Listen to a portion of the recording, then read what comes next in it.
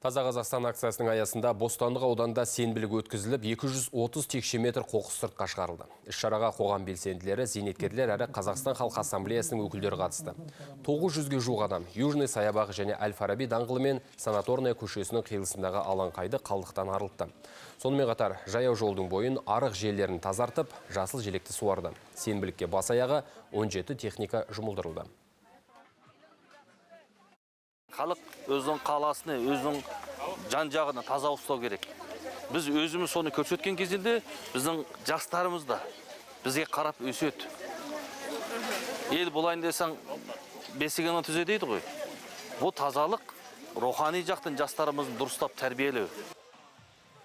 Эко-мәдениетті қалыптастырып қана қоймай, азаматтық жауапкершілікті арттыруға, ұлтаралық бірлікті сақтауға бағытталған іс-шарада белсенді азаматтар марапатқа ие болды. Ал ұйымдастырушылар болса, тұрғындарды экологиялық бастамаларға тұрақты түрде атсалысуға шақырды.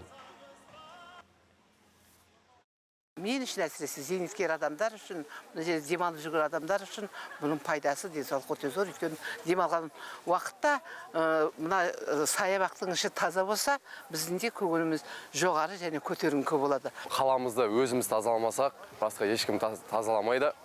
Табиғат өз қолымызда. Яғни айтқанда, мен болашақта бұл іс-шараларды көбірек болған өте қажетті деп білем.